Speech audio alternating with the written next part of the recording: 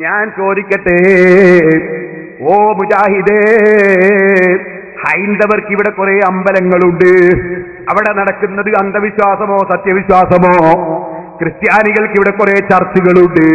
അവിടെ നടക്കുന്നത് നിങ്ങളെ കാഴ്ചപ്പാടിൽ അന്ധവിശ്വാസമോ സത്യവിശ്വാസമോ? അത് അന്ധവിശ്വാസമാണെന്നാണ് നിങ്ങൾ പറയുന്നതെങ്കിൽ നിങ്ങൾ അതും പൊളിക്കാൻ പോകുമോ? ഞങ്ങൾ മുസ്ലിമീങ്ങളാണ്, ഞങ്ങൾക്ക് ഞങ്ങളെ വിശ്വാസമുണ്ട്. ഹൈന്ദവർക്ക് അവരെ വിശ്വാസമുണ്ട്, ക്രിസ്ത്യാനികൾക്ക് അവരെ വിശ്വാസമുണ്ട്. ഞങ്ങളെ സംബന്ധിച്ചിടത്തോളം ഞങ്ങളെ നേതാവ് ഉമർ മൗലവിയല്ല, KP അബ്ദുൽ ഖാദിർ മൗലവിയല്ല. ഞങ്ങളെ നേതാവ് വമാ അർസൽനാക ഇല്ലാ റഹ്മത്തൻ ലിൽ ആലമീൻ. ലോകത്തുള്ള എല്ലാ മതവിശ്വാസികൾക്കും മതവിശ്വാസമില്ലാത്തവർക്കും എല്ലാ മനുഷ്യർക്കും മലക്കുകൾക്കും ജിന്നുകൾക്കും എല്ലാ മൃഗങ്ങൾക്കും സസ്യങ്ങൾക്കും എല്ലാറ്റിനും കാരുണ്യമാനായി വന്ന മുഹമ്മദുർ റസൂലുള്ളാഹി മുഹമ്മദുൻ സയ്യിദുൽ കൗനൈനി വസ്സഖലൈനി വൽ ഫരീഖൈനി മിൻ മർബിൻ വമിൻ ചൊല്ലിക്കോ മൗലവിക്ക് പറ്റാത്ത ബുറുദയിൽ നിന്ന് സലാത്തതിന്റെ കൂടെ മൗലായ സല്ലി വസല്ലിം ദായിമൻ അബദാ അലാ ഹബീബിക ഖൈറിൽ ഖൽഖി കുല്ലിഹിം. ആ മുഹമ്മദ് നബി സല്ലല്ലാഹു അലൈഹി വസല്ലം സർവ്വ സൃഷ്ടികളെയും നേതാവാണ്. ആ റസൂലുള്ള ഞങ്ങളെ പഠിപ്പിച്ചത് ജാറത്തിൽ പോയി പ്രാർത്ഥിക്കണമെന്നാണ്, ഖബറിന്റെ അടുക്കൽ പ്രാർത്ഥിക്കണമെന്നാണ്. അത് വിശദമായി ഞാൻ എന്റെ ആ സീഡിയിൽ പറഞ്ഞിട്ടുണ്ട്. ഓ മുസ്ലിമീങ്ങളെ, നിങ്ങളൊന്ന് വാങ്ങിയത് കേൾക്കണേ. ഇവരുടെ ഭീകരമായ പ്രവർത്തനങ്ങളൊക്കെ ഞാനതിൽ വിശദീകരിച്ചിട്ടുണ്ട്. ഞാൻ നിങ്ങളോട് പറയട്ടെ, എന്താണ് റസൂലുള്ള പറയുന്നത്? അവിടുന്ന് പറഞ്ഞ അൽ ഖബറു റൗളത്തും മിൻ റിയാദിൽ ജന്ന. മഹാന്മാരെ ഖബർ സ്വർഗ്ഗത്തോട്ടമാണ്, സ്വർഗ്ഗത്തോട്ടമാണ് മഹാന്മാരെ ഖബർ. അല്ലാഹുവിന്റെ റസൂലിന്റെ ഖബറോ ഇമാം ബുഖാരി റിപ്പോർട്ട് ചെയ്യുന്ന ഹദീസ്. അതിനതാ ഇമാം ബുഖാരി അധ്യായം കൊടുക്കുന്നു, ബാബു ഫദ്ലി മാ ബൈനൽ ഖബരി വൽ മിംബരി. ഖബറിന്റെയും മിംബറിന്റെയും ഇടയ്ക്കുള്ള സ്ഥലത്തിന്റെ ബഹുമാനം പറയുന്ന അധ്യായം. റസൂലുള്ളാഹിന്റെ ജാറത്ത് മാത്രമല്ല ബഹുമാനം, ഖബറിന് മാത്രമല്ല ബഹുമാനം, ഖബറിന്റെ പരിസരത്തിനും ബഹുമാനമാണ്. മാ ബൈന ബൈതി വ മിംബരി റൗളത്തും മിൻ റിയാദിൽ ജന്ന. സ്വർഗ്ഗത്തോട്ടമാണ് എന്റെ ഖബറിന്റെയും മിംബറിന്റെയും ഇടയ്ക്കുള്ള സ്ഥലം. അങ്ങനെ മഹാന്മാരുടെ ഖബർ സ്വർഗ്ഗത്തോട്ടമാണ്. റസൂലുള്ളാഹിന്റെ ഖബറിന്റെ പരിസരവും സ്വർഗ്ഗത്തോട്ടമാണ്. എന്നാൽ റസൂലുള്ളാഹി സ്വല്ലല്ലാഹു അലൈഹി വസല്ലം മദീനയിൽ പള്ളിയോട് തൊട്ടടുത്ത റൂമിൽ കിടക്കുന്നു. അതിന്റെ തൊട്ടടുത്തുള്ള പള്ളി 1,00,000 ഇരട്ടി കൂലി കിട്ടുന്ന പള്ളിയാണ്. എന്നിട്ട് അല്ലാഹുവിന്റെ റസൂല് സ്വല്ലല്ലാഹു അലൈഹി വസല്ലം വീട്ടിൽ നിന്ന് മഖ്ബറയിലേക്ക് പോകുന്നു.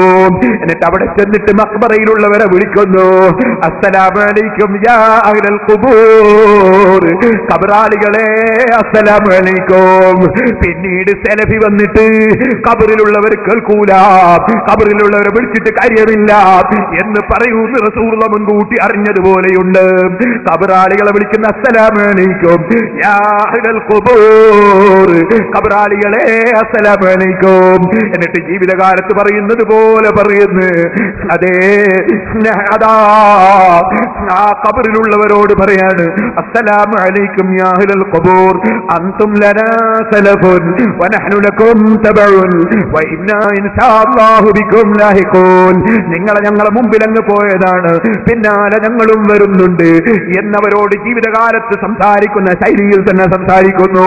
മരിച്ചുപോയ മഹാന്മാരോട് സംസാരിക്കുമ്പോ ജീവിച്ചിരിക്കുന്ന കാലത്ത് പറയും പോലെ പറയാമെന്ന് ലോകത്തിനെ പഠിപ്പിക്കുകയാണ്. എന്നിട്ട് അല്ലാഹുവിന്റെ റസൂൽ അവിടെ വെച്ച് ഓ മുസ്ലിമേ പ്രാർത്ഥിക്കുകയാണ്. ഖബറിനടുക്കൽ മുൻജാറത്തിൽ പ്രാർത്ഥിക്കുന്ന അന്ധവിശ്വാസമാണെന്ന് നിങ്ങൾ പറഞ്ഞില്ലേ, പൊളിക്കാൻ പോയവർ പറഞ്ഞില്ലേ? എന്നാ റസൂലുള്ള പ്രാർത്ഥിക്കുകയാണ്. എന്താണ് പ്രാർത്ഥന? നസ്അലുല്ലാഹ ലനാ വലക്കുമുൽ ആഫിയ. ജീവിച്ചിരിക്കുന്ന നമ്മൾക്കും ഇവിടെ കിടക്കുന്ന നിങ്ങൾക്കും അല്ലാഹ് സൗഖ്യം നൽകട്ടെ. യഗ്ഫിറുല്ലാഹു ലനാ വലക്കും. നിങ്ങൾക്കും അല്ലാഹ് പൊറുക്കട്ടെ, ഞങ്ങൾക്കും അല്ലാഹ് പൊറുക്കട്ടെ. ജീവിച്ചിരിക്കുന്നവർക്കും ജാറത്തിൽ പ്രാർത്ഥിക്കുന്നു, മരിച്ചവർക്കും റസൂലുള്ളാഹ് പ്രാർത്ഥിക്കുന്നു. ഈ ഹദീസ് തെളിവിന് പറ്റൂലേ മൗലവിമാരെ? പറ്റില്ലെങ്കിൽ ഇബ്നു തൈമിയ്യ ഇഖ്തിലാഉ സിറാത്തിൽ മുസ്തഖീം നോക്കൂ. യർഹമുല്ലാഹുൽ മുസ്തഖ്ദിമീന മിന്നാ വൽ മുസ്തഗ്ഫിരീൻ. മുമ്പ് പോയവർക്കും ഇനി വരുന്നവർക്കും അല്ലാഹ് റഹ്മത്ത് ചെയ്യട്ടെ. എത്ര ദുആയാണ് ഖബറിന്റെ അടുക്കൽ അല്ലാഹുവിന്റെ റസൂൽ ദുആ ചെയ്തത്. ഖബറിന്റെ അടുക്കൽ പ്രാർത്ഥിക്കുന്നത് അന്ധവിശ്വാസമാണെന്ന് പറഞ്ഞ ഓ മൗലവിമാരെ, നിങ്ങളും യഹൂദികളും തമ്മിലല്ലാതെ അല്ലാഹുവിന്റെ റസൂലും തമ്മിലുള്ള ബന്ധം എന്താണ്? റസൂലുള്ളാഹി സ്വല്ലല്ലാഹു അലൈഹി വസല്ലമ അന്ധവിശ്വാസിയാണെന്ന് പറയാൻ വേണ്ടിയല്ലേ നിങ്ങൾ ഇത് പറഞ്ഞു വെച്ചത്? അല്ലാഹുവിന്റെ റസൂൽ ഖബറിങ്കൽ പോയി ദുആ ചെയ്തത് ഹദീസിലുണ്ടെന്ന് നിങ്ങളെ മൗലവിമാർക്കറിയാം. ഖബറിലുള്ളവരെ വിളിച്ചത് നിങ്ങൾക്കറിയാം. അറിയാഞ്ഞിട്ടല്ല, നിങ്ങൾ യഹൂദികളെ തൃപ്തിപ്പെടുത്തണം. മുഹമ്മദ് നബി അന്ധവിശ്വാസിയാണെന്ന് മുഹമ്മദ് നബിയുടെ അനുയായികൾ തന്നെ പറയുന്നുണ്ടെന്ന് വരുത്താൻ വേണ്ടി നിങ്ങളെ യഹൂദികളായ ആളുകൾ വിലക്കെടുത്തതല്ലേ മൗലവിമാരെ? നിങ്ങൾ ഇമാമിങ്ങളെ തള്ളണമെന്ന് പറഞ്ഞത് യഹൂദികൾക്ക് വേണ്ടിയല്ലേ? അതെ, അല്ലെങ്കിൽ നിങ്ങൾ പറയൂ, ഇങ്ങനെ ഹദീസില്ലേ? റസൂലുള്ളാഹി ജാദാ ഖബറിങ്കൽ പോയി പ്രാർത്ഥിച്ചിട്ടില്ലേ? ഇന്നും ലോക മുസ്ലിമീങ്ങൾ ജാറത്തിൽ വന്ന് പ്രാർത്ഥിക്കുന്നില്ലേ? സൗദിയുടെ ഭരണാധികാരി ഈ അടുത്ത് നിങ്ങൾ കണ്ടില്ലേ? ഞാൻ ഇൻഷാ അല്ലാഹ് സമയമുണ്ടെങ്കിൽ നാളെ സ്ക്രീനിൽ വെച്ച് നിങ്ങൾക്ക് കാണിച്ചു തരാം. അബ്ദുള്ള രാജാവ് വന്ന് അല്ലാഹുവിന്റെ റസൂലിന്റെ മുഖത്തേക്ക് നോക്കി സലാം പറഞ്ഞില്ലേ? നബി സല്ലല്ലാഹു അലൈഹി വസല്ലം തങ്ങളെ മുന്നിൽ വിനയത്തോടെ വന്ന് നിന്നില്ലേ? എന്നിട്ട് അല്ലാഹുവിന്റെ റസൂലിന്റെ മുന്നിൽ ഇങ്ങനെ കൈ ഉയർത്തിയിട്ട് നിന്നില്ലേ? നിങ്ങൾക്ക് നിഷേധിക്കാൻ കഴിയോ മൗലവിമാരെ? ലോകത്തുള്ള എല്ലാ ഭരണാധികാരികളും റസൂലുള്ളാഹിന്റെ ജാറത്തിൽ വരുന്നില്ലേ? റസൂലുള്ളാഹിന്റെ അടുക്കൽ വന്ന് ദുആ നടത്തുന്നില്ലേ? അവരെല്ലാം മുശ്രിക്കീങ്ങളാണെന്ന് പറയാൻ, നിങ്ങൾക്ക് അന്ധവിശ്വാസികളാണെന്ന് പറയാൻ നിങ്ങൾക്ക് എവിടുന്നാണ് ഈ മതം കിട്ടിയത്? നിങ്ങൾ ലോകത്തുള്ള മുഴുവൻ മുസ്ലിമീങ്ങളെയും അല്ലാഹുവിന്റെ റസൂലിനെയും അന്ധവിശ്വാസിയാക്കാൻ നിങ്ങൾ യഹൂദികളോട് വാങ്ങിയ അച്ചാരം തിരിച്ചു കൊടുക്കുന്നതാണ് നല്ലത് കേട്ടോ.